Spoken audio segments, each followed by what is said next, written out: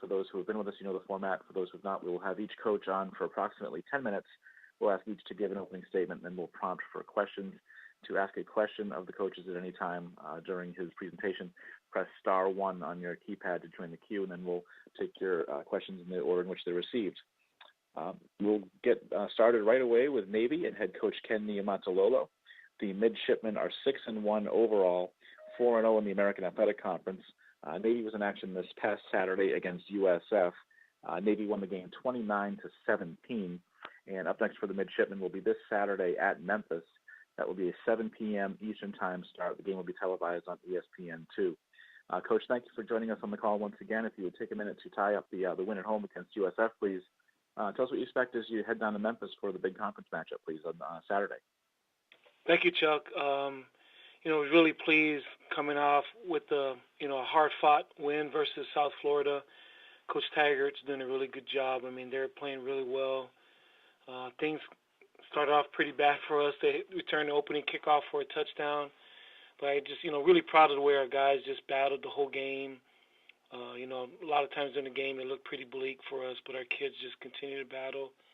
Our defense played really well. Offensively, we had 3 guys rush for 100 yards. The first time it's ever happened. Made some critical field goals there at the end. But, just pleased, pleased that we were able to beat a very good South Florida team and, come out of there with the victory.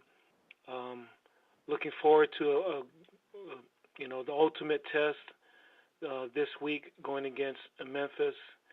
Coach Fuentes has done an unbelievable job in his short tenure there. I mean, they're doing things that not only people aren't doing in our conference, but they're doing things that nobody in the country is doing. I think they got the second highest winning streak going on behind Ohio State. Paxton Lynch is probably, the top quarterback in the country, just a phenomenal player. It's going to be a tough game. We got quite a few kids from the Tennessee area, so I know kids are excited to go back home, but we recognize that this is going to, be our toughest challenge, and so it's going to be a tough game, but our kids are looking forward to it.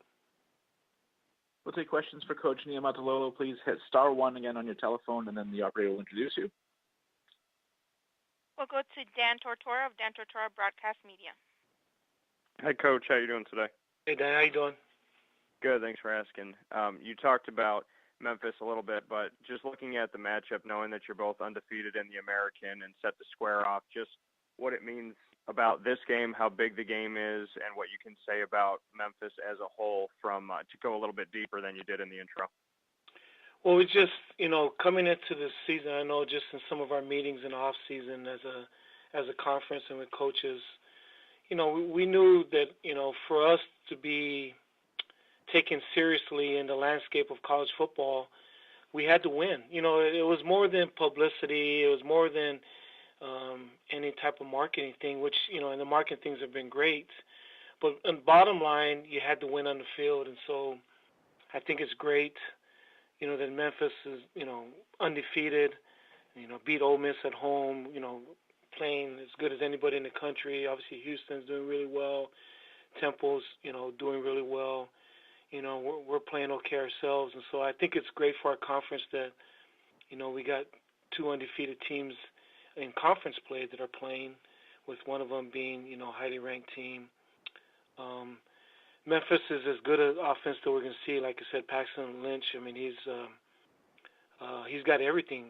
I've never coached in NFL, but, he's got everything that you look for. You'd imagine. I mean, he's got arm strength. He's got size. He's got accuracy. He's got touch. You know what I mean? And just you can tell he's a smart player. He can move. He can move, throw on the run. They present so many problems for you offensively. They also run the ball very well. They're defensively, they've given up some on the pass, but for us, we're a running team, and they're really stout against the run. And so, like I said, it's going to be a challenge for us. There's 2 different ways of playing. They go hurry up and throw the ball more. And we're a little bit more dinosaur pace. We don't go that fast, and we run the ball, we run the option. So just different ways of attacking people, and it's gonna be a great matchup. And as far as running the ball, making history, having three Navy players rush for at least 100 yards apiece in a game, I know you touched on it a little bit, but what you can say about the talent that you have and making history in an offense that obviously is very unique. Well, I think the thing that bodes well for us is those three players were at all three positions on the triple option. Keenan, our quarterback, obviously, Chris Swain, our fullback, and Dyson, our slot back. So, it's pretty hard to gang up on one phase on us, and so I think that helps us, obviously, offensively, that we feel like if you're trying to take away one component, we got some other weapons. And so we're as talented as we've ever been, and even with that said, we're going to have to play our best football game to have a chance against Memphis.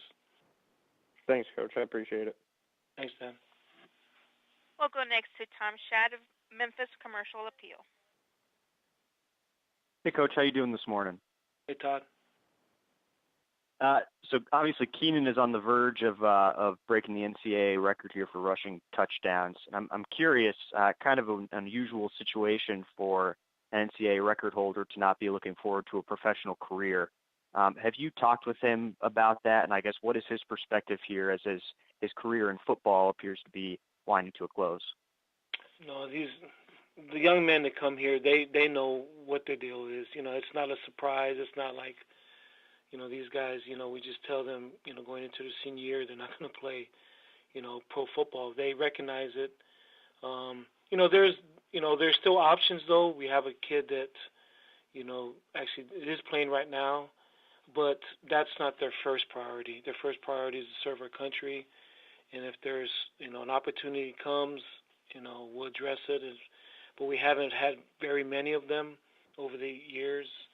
In fact, Joe Cardona was the first one in, I think, maybe 20 years or so that even had that opportunity. But when you come to the United States Naval Academy, you know that you come here to get a great education, one of the best educations in the world, to get the best leadership training in the world, and to serve our country.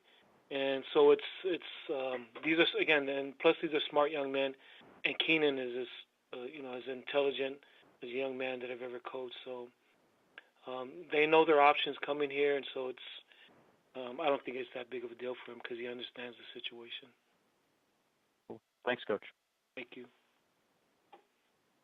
We'll go next to Ronnie Woodward of Greenville Daily Reflector. Hey, Coach, how you doing? Hey, Ronnie.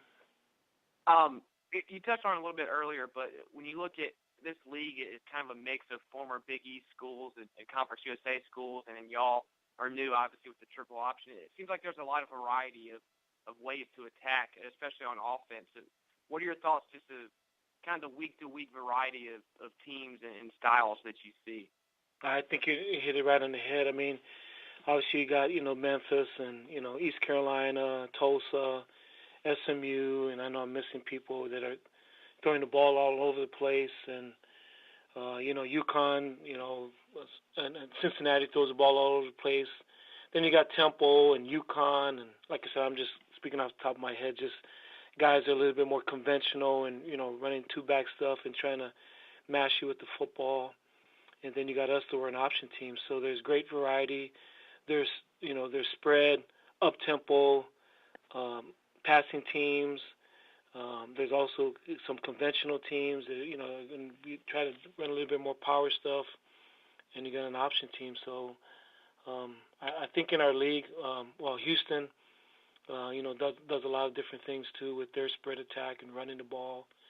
So it's tough, there's so many good teams and a lot of them do a lot of different things. But I think that bodes well for our conference. Yeah. Okay. Thanks, Coach. Thank you. We'll go next to Mark Narducci of Philadelphia Inquirer. Coach, I know you probably couldn't watch the game because of doing your stuff, but I just wanted to get your impression on what you thought about Temple with what they did at Notre Dame, specifically because you guys also had to play Notre Dame, and you know what kind of a challenge that was.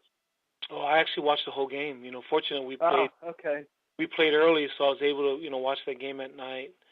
I have the utmost respect for Coach Rule, and I thought they played phenomenal. I thought they played really, really well. They threw that touchdown pass there at the end, and Temple actually has a safety in position to make a play on the ball. Probably may pick it off, but Kaiser's got such a strong arm. He threw that thing on the rope. But I was impressed. I was impressed defensively.